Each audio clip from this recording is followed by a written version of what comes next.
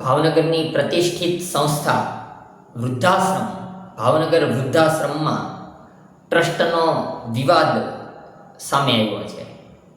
અમને જે press not મળી છે તેમાં એવું જણાવવામાં આવ્યું છે કે ભાવનગર વૃદ્ધાશ્રમ ટ્રસ્ટમાંથી તેના મુખ્ય સ્થાપક ટ્રસ્ટી હર્ષદભાઈ શેઠ કે જેઓએ પોતાનું સમગ્ર જીવન એ વૃદ્ધાશ્રમને સમર્પિત કરી દીધેલું છે, એ હર્ષદભાઈ શેઠ સહિતના ગ્રીન સિટીના દેવેનભાઈ શેઠ, અચ્યુતભાઈ મહેતા એવા 4 ટ્રસ્ટીઓને એ ટ્રસ્ટમાંથી રદબાતલ કરવામાં આવ્યા છે, તેમને તેમાંથી દૂર કરવામાં આવ્યા છે.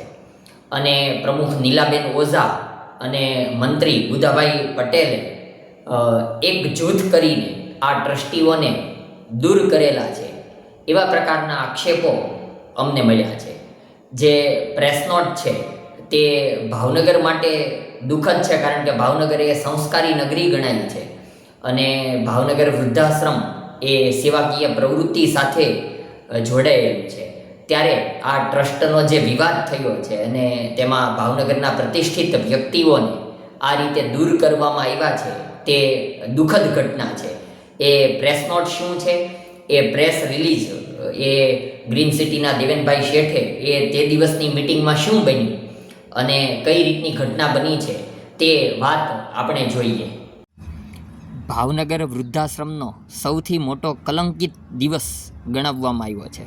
સ્થાપક હર્ષદભાઈ શેઠ સહિત ગ્રીન સિટીના દેવેનભાઈ શેઠ, સામાજિક કાર્યકર અચ્યુતભાઈ મહેતા સહિતના 4 ટ્રસ્ટીઓને એક જૂથ બનીને ગેરકાયદેસર રીતે દૂર કરાયા છે.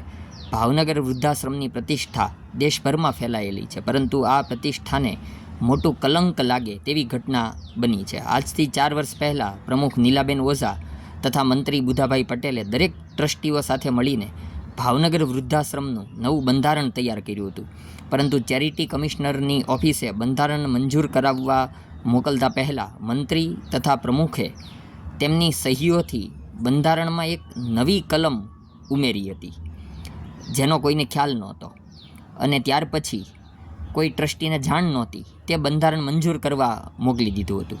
બંધારણ મંજૂર થયા બાદ કોઈ ટ્રસ્ટીને બંધારણની કોપી પણ મળી ન હતી. આ નવી ઉમેરેલી કલમનો ગેરઉપયોગ કરી હાલમાં મિટિંગ બોલાવવામાં આવી.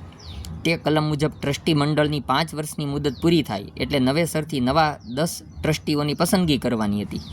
આ એક જૂથ થયેલી ટોળીએ પોતાના મનગમતા 4 ટ્રસ્ટીઓની યાદી આપી હતી અને જણાવ્યું કે નવી ટર્મમાં અમો હર્ષદભાઈ શેઠ, દેવેનભાઈ શેઠ, અચ્યુતભાઈ મહેતા અને હાલ 15 દિવસ પહેલાં જ નિયુક્ત થયેલા ટ્રસ્ટી પ્રદ્યુમનભાઈ મહેતાને ટ્રસ્ટી મંડળમાંથી બહાર કરીએ છીએ. અમો 5 જણાએ નવા ટ્રસ્ટીઓના નામ નક્કી કરી દીધા છે.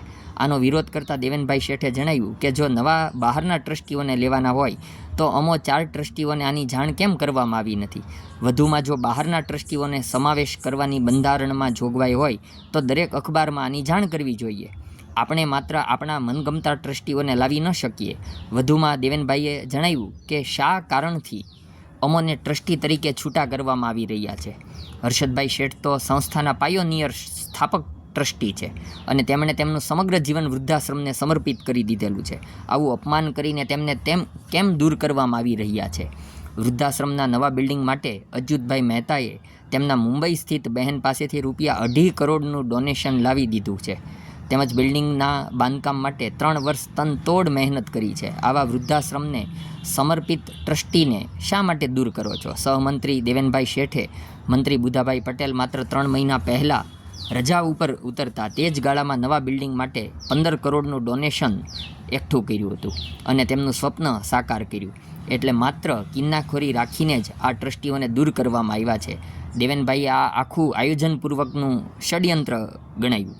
તેમજ આ 4 ટ્રસ્ટીઓને નવા સભ્ય લાવવા બાબત કોઈ જાણ થવા ન દેતા તેમજ અંધારામાં રાખવા બદલ થોડા દિવસ પછી નવી મિટિંગ રાખવા માટે દરખાસ્ત કરી હતી, જેનો મંત્રી બુધાભાઈ પટેલે સ્પષ્ટ ઇનકાર કર્યો અને જણાવ્યું કે આ જ ફાઇનલ છે.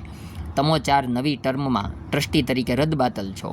આથી કાયદેસરનું મતદાન થયા વગર મિટિંગ બરખાસ્ત થઈ હતી. હર્ષદભાઈ શેઠને સખત આઘાત લાગ્યો. જે વ્યક્તિના હસ્તે 2 મહિના પહેલાં જ નવા બિલ્ડિંગનું ઉદ્ઘાટન થયું હતું તે વ્યક્તિને જ આમ માનહાનિ કરી દૂર કરવામાં આવ્યા હતા. તેઓની તબિયત બગડી જતાં ત્યાં ઢળી પડ્યા અને તબીબી સારવાર આપવી પડી હતી. તેના ઘેરા પ્રત્યાઘાતો પડ્યા. અત્રે એ પણ ઉલ્લેખનીય છે કે મેનેજમેન્ટના ખરાબ વ્યવહારથી કંટાળીને 2 મહિના પહેલાં જ ટ્રસ્ટી સંજયભાઈ શાહ, કીર્તિભાઈ સખપરા, ચેમ્બરના ભૂતપૂર્વ પ્રમુખ અને ભાવનગરના પ્રતિષ્ઠિત વ્યક્તિ સુનિલભાઈ વડોદરિયાએ સંસ્થામાં પોતાના રાજીનામા આપી દીધેલા છે.